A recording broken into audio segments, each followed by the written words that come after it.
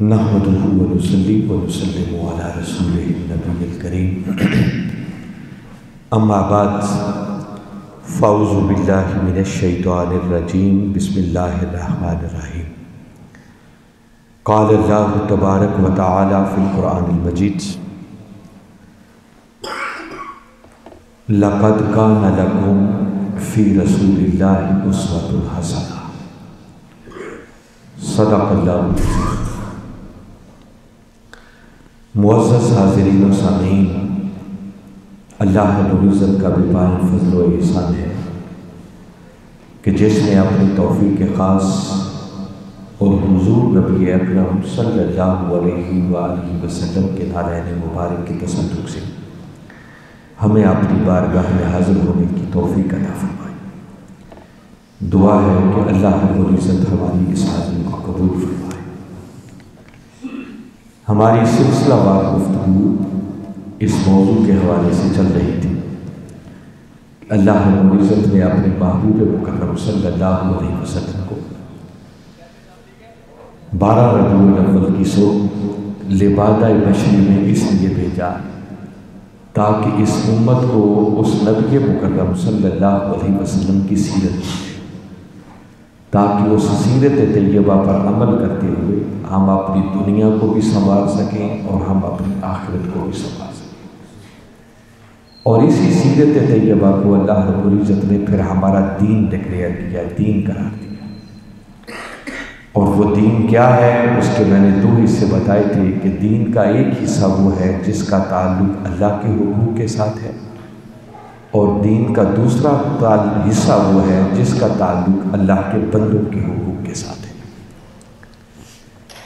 اور جب بندوں کی بات کرتے ہیں تو میں نے عرض کیا تھا کہ اللہ کی ذات کو چھوڑ کر باقی کائنات کے اندر جو کچھ بھی ہے اس کی حیثیت سوائے عبد اور بندہ ہونے کے اور کچھ نہیں ہے. بندوں سے مراد فقط انسان نہیں ہے، بلکہ عباد کا دائرہ اتنا وسیع ہے کہ اس کے اندر انسان بھی ہیں، حیوان بھی ہیں، شجر بھی ہیں، حجر بھی ہیں، ملائکہ بھی ہیں، رسل بھی ہیں، حتیٰ کہ خود تاجدار کائنات صلی اللہ علیہ وسلم کا شمار بھی اللہ کے بندوں میں ہوتا ہے. اور آپ اللہ کے ایک ایسے بندے ہیں کہ جب تک ان کے بندہ ہونے کی شہادت نہ دی جائے کسی کو ایمان کی خیرات میسر ہی نہیں آتی. ہم جب کلمہ شہادت پڑھتے ہیں جو دائرہ ایمان اور اسلام میں داخل ہونے کا گیٹ وے ہے، تو اس میں پہلے حصے میں توحید کی گواہی دیتے ہیں اور دوسرے حصے میں کہتے ہیں وَأَشْهَدُ أَنَّ مُحَمَّدًا عَبْدُهُ وَرَسُولُهُ، کہ میں گواہی دیتا ہوں کہ بے شک محمد صلی اللہ علیہ وسلم اللہ کے برگزیدہ بندے اور اس کے رسول ہیں. یہ بندگی کی گواہی کو اللہ رب العزت نے اس لیے اتنا ضروری رکھا چونکہ آپ کی ذات کو اللہ نے سراپا معجزہ بنا کر بھیجا تھا.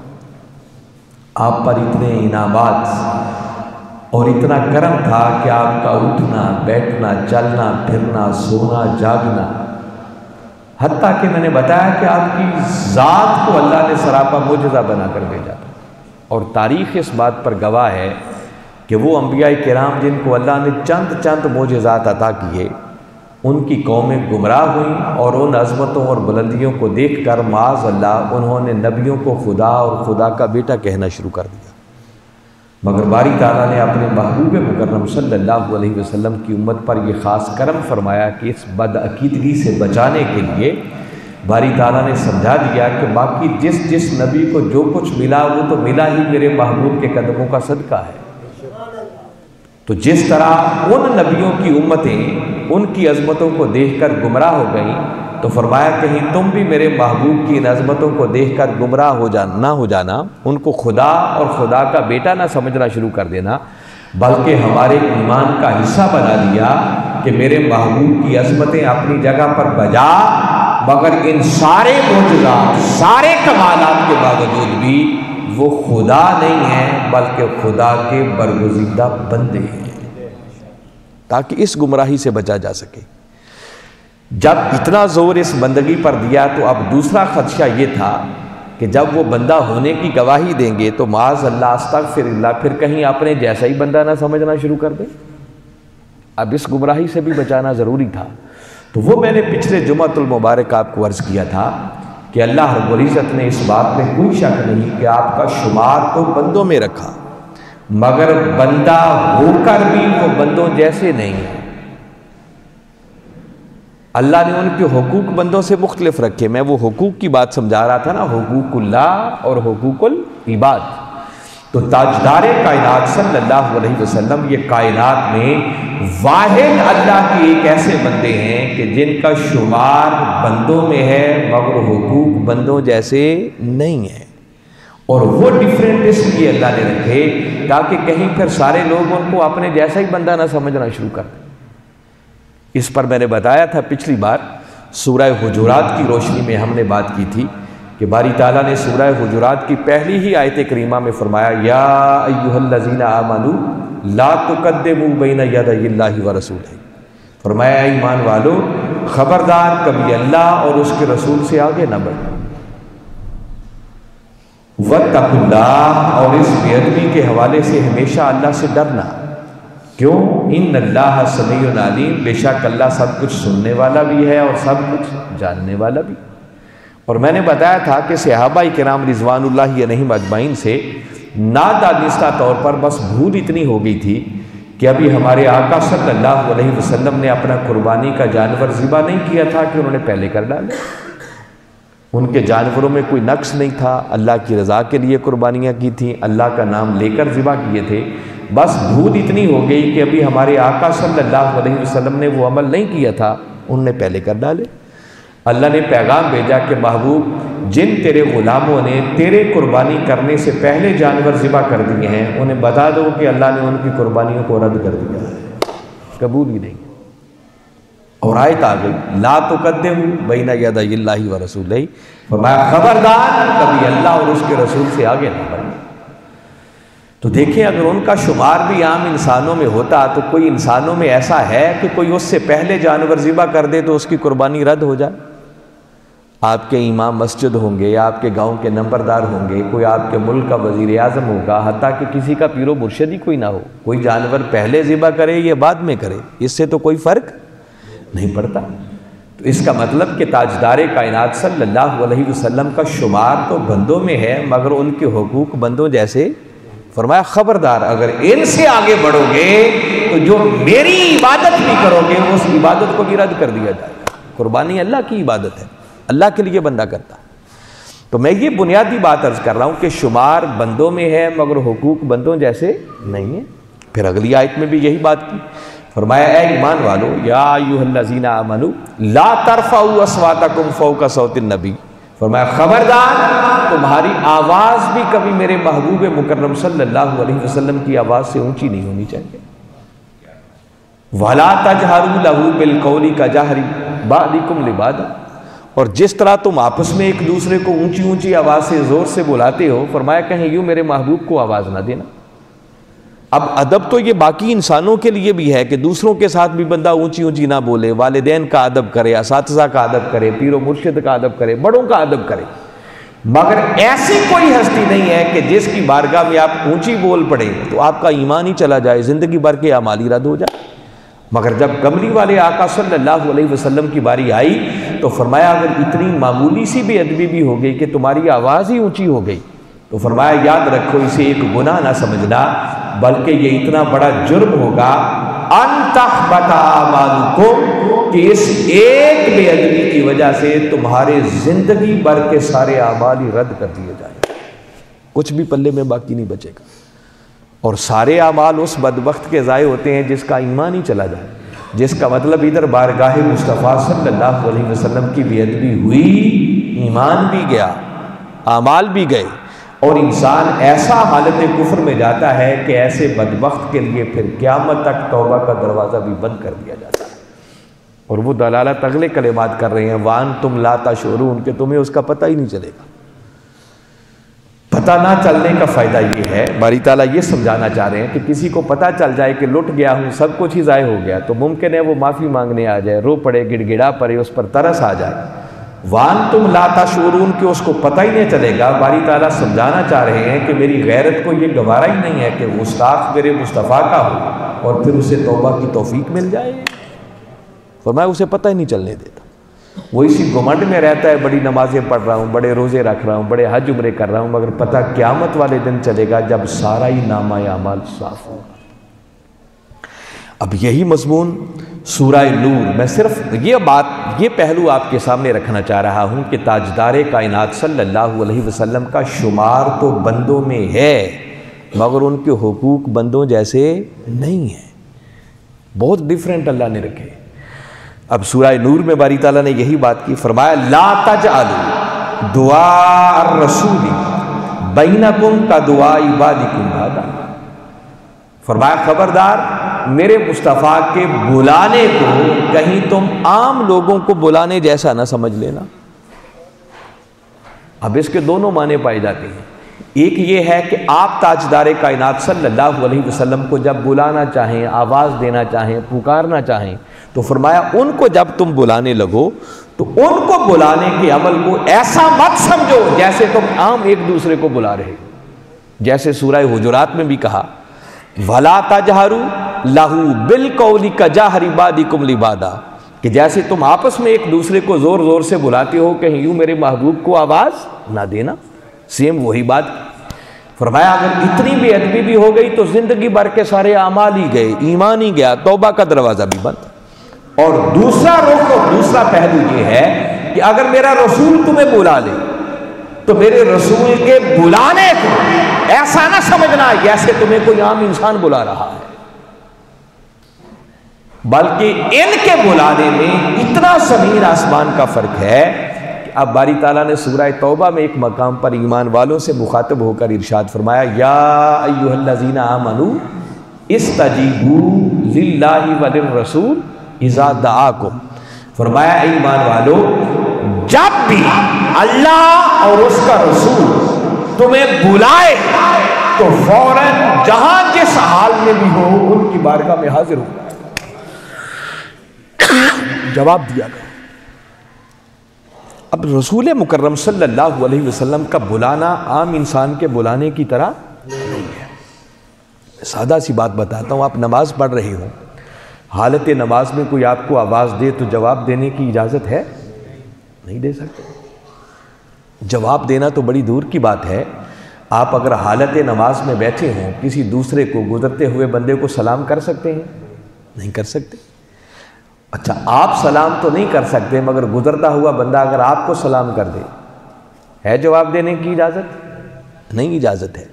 مگر یہ حق صرف تاجدار کائنات صلی اللہ علیہ وسلم کا ہے کہ اس حالت نماز کے اندر کوئی سلام کر دے جواب نہیں دے سکتے, کسی دوسرے کو سلام نہیں کر سکتے, مگر آقا کی شان یہ ہے کہ اس نماز کے اندر جب تک آپ ان کو سلام نہ کر لیں آپ کی نماز ہوتی نہیں ہے. تو شمار بندوں میں ہے مگر حق بندوں جیسا اللہ نے ڈیفرنٹ کر دیا. آپ حالت نماز میں بیٹھ کر تشہد میں بیٹھ کر عرض کرتے ہیں السلام علیکہ ایھا النبی, اے نبی تجھے سلام ہو.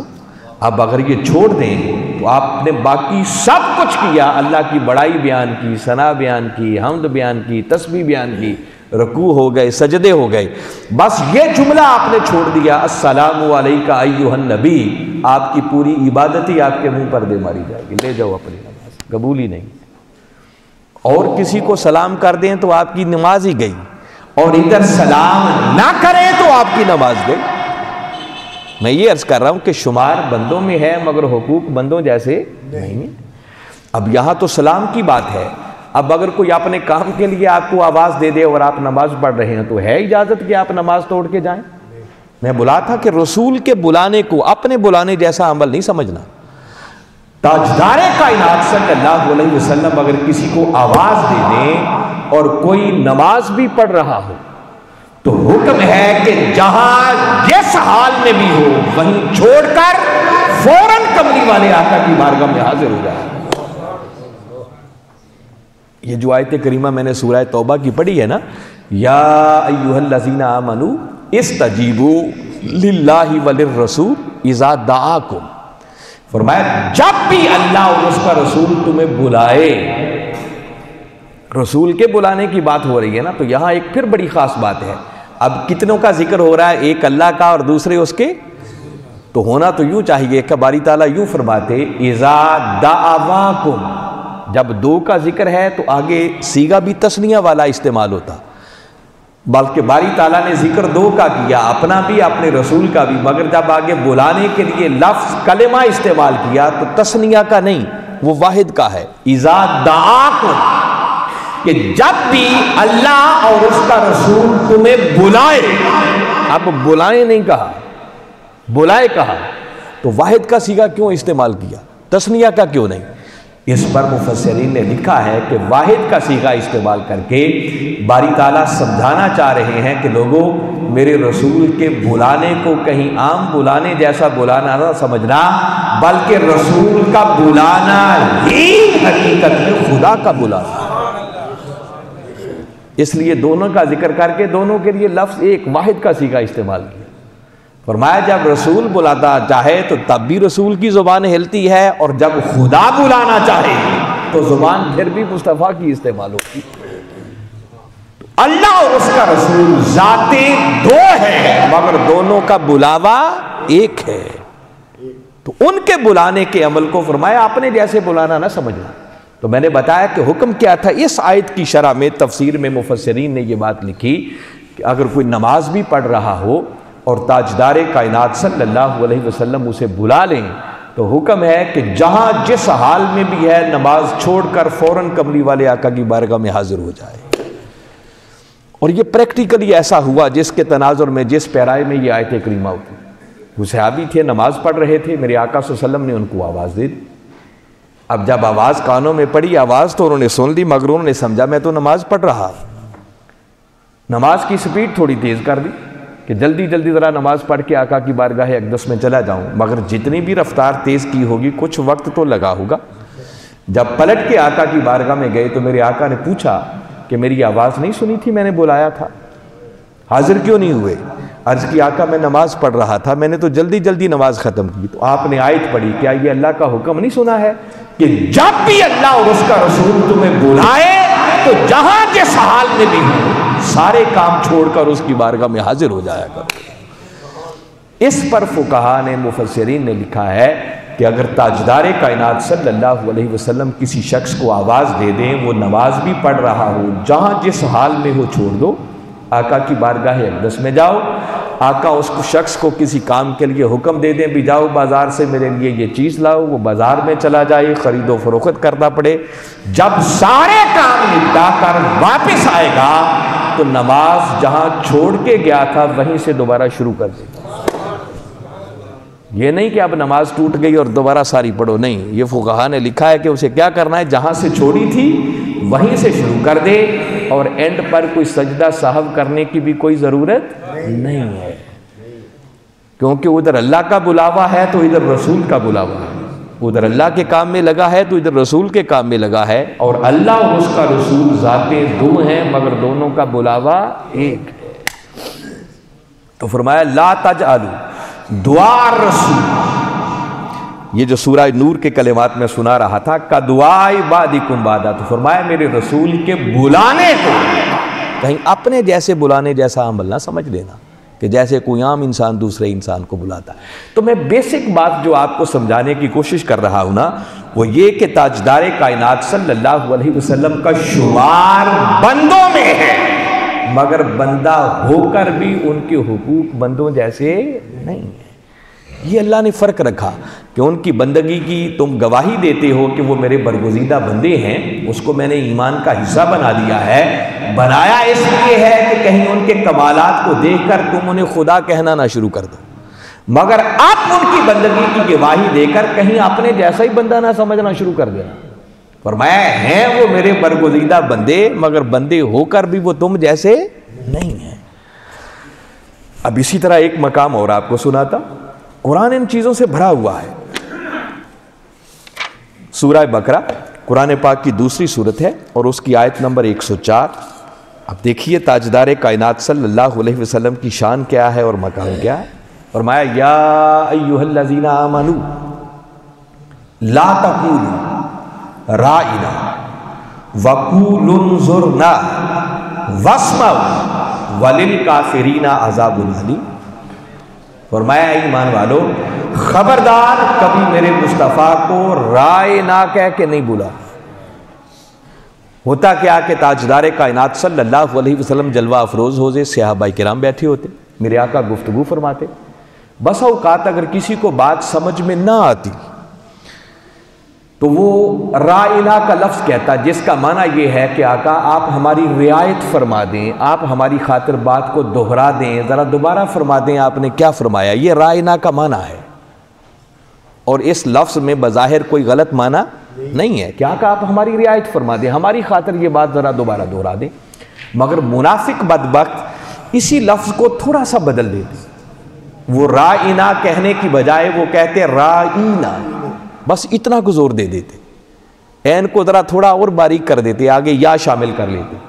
تو جب رائنا کہتے تو وہ اپنے تئیں اس کا غلط معنی لیتے ہیں۔ رائی کہتے ہیں چرواہے کو، بکریاں چرانے والے کو، تو معاذ اللہ منافق تھے، بدبخت تھے، تو وہ یوں لفظ کہتے تو آپ کا تمسخر اڑاتے کہ آپ ہمارے چرواہے ہیں معاذ اللہ۔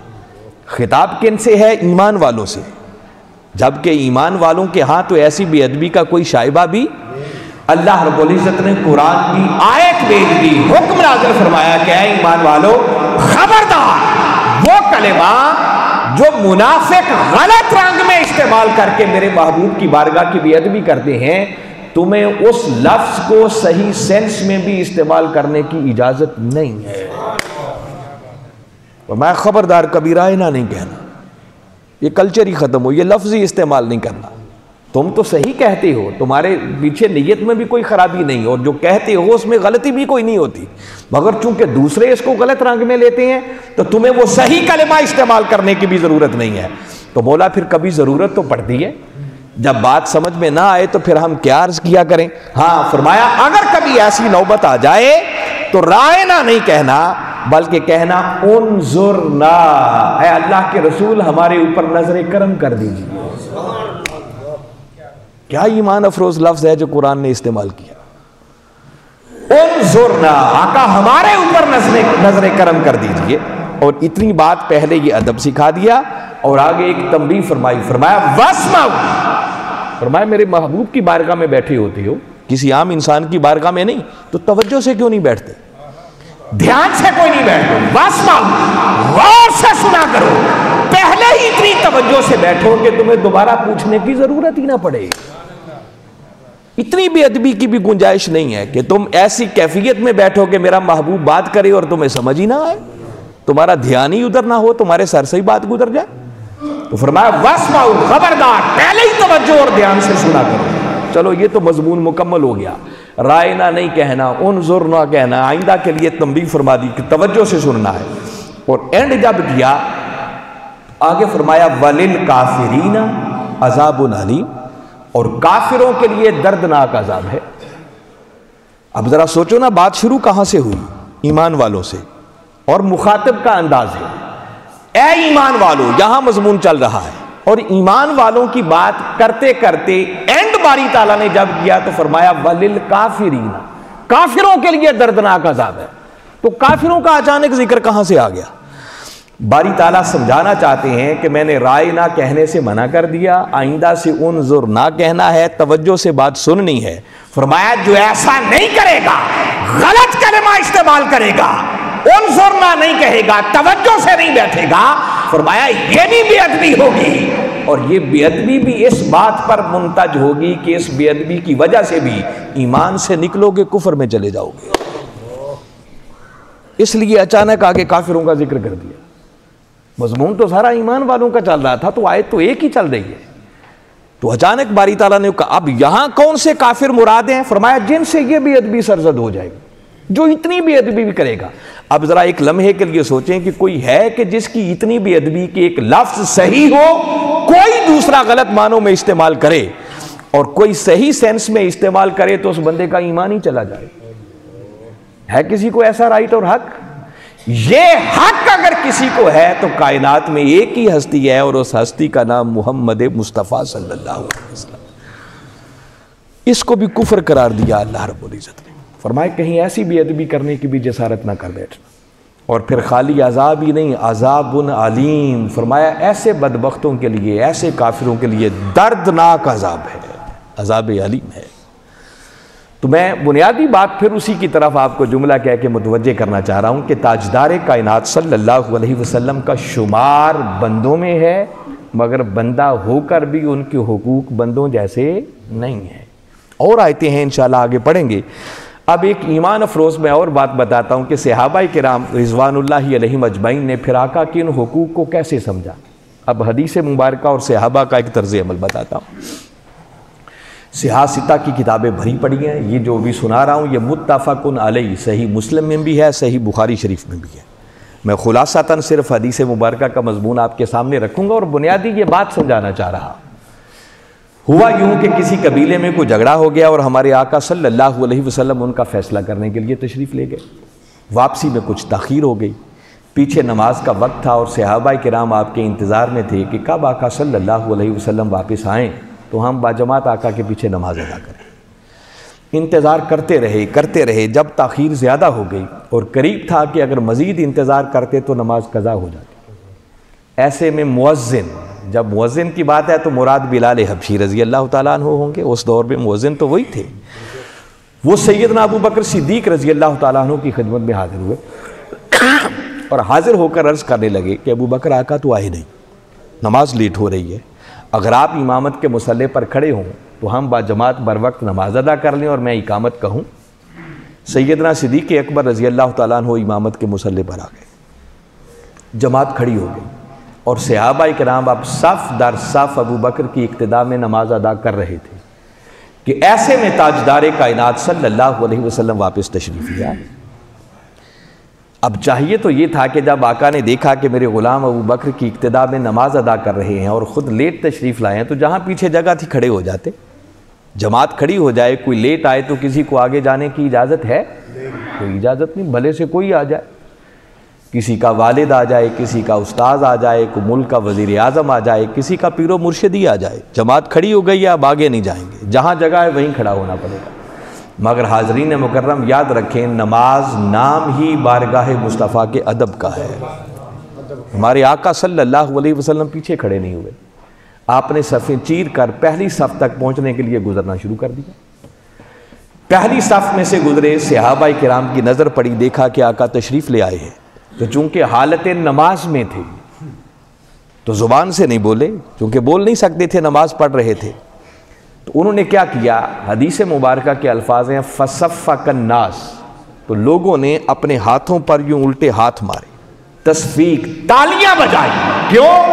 تاکہ اگلوں کو خبر ہو جائے کہ کائنات کے آقا تشریف لے آئے. دیکھیں نا، میں سمپلی ایک بات بتانا چاہ رہا ہوں، جملہ معترضہ کے طور پر آ رہی ہے. بعض ایسے لوگ بھی ہیں نام نہاد کلمہ پڑھنے والے جن کا یہ عقیدہ ہے، سوچ ہے کہ معاذ اللہ اگر دوران نماز نبی کا خیال آ جائے تو نماز ٹوٹ جاتی ہے.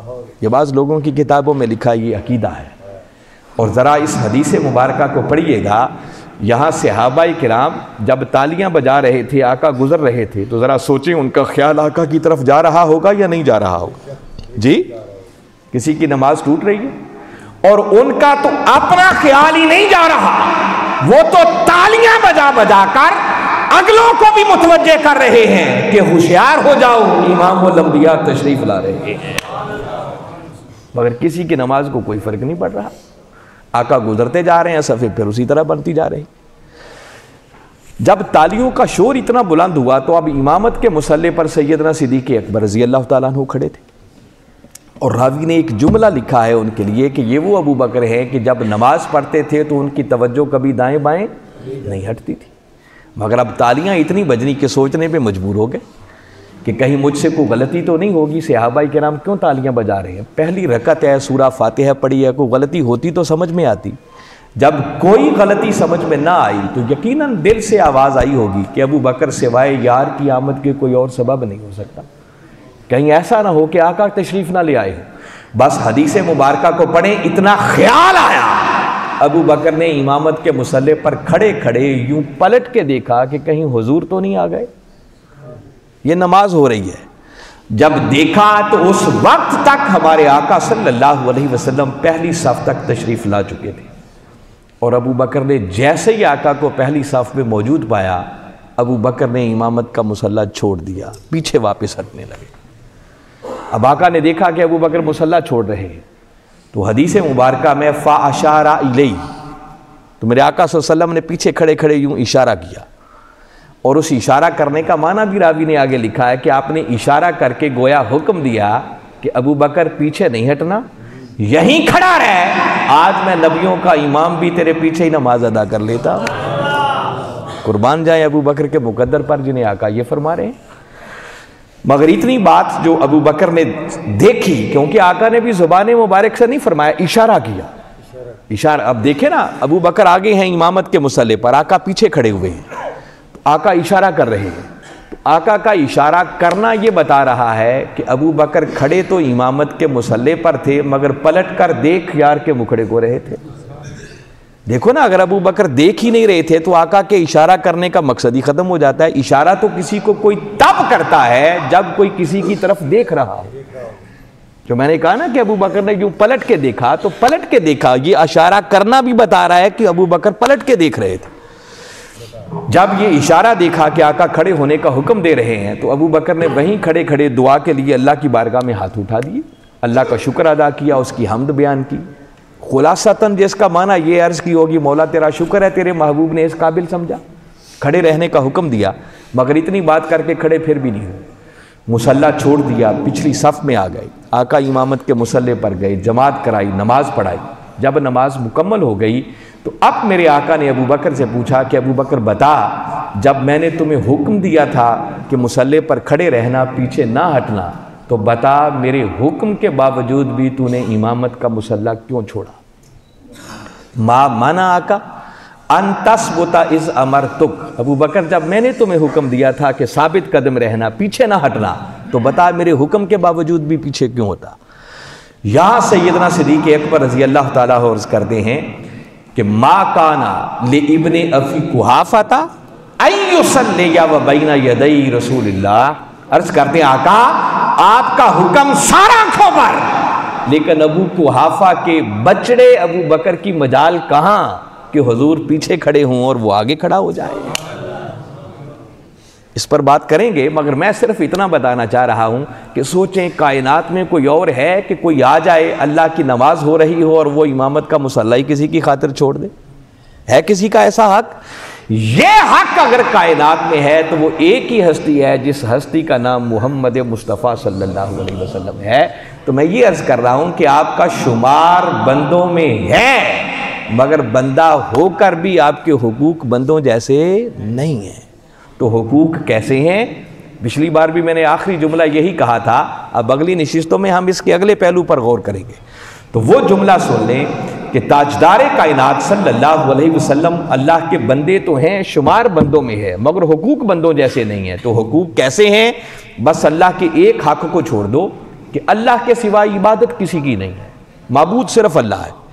بس اللہ کے اس ایک حق کے بندگی کو چھوڑ کر باقی جو حق اللہ کا ہے، اللہ نے وہی حق اپنے محبوب محمد مصطفیٰ کو عطا کر رکھا۔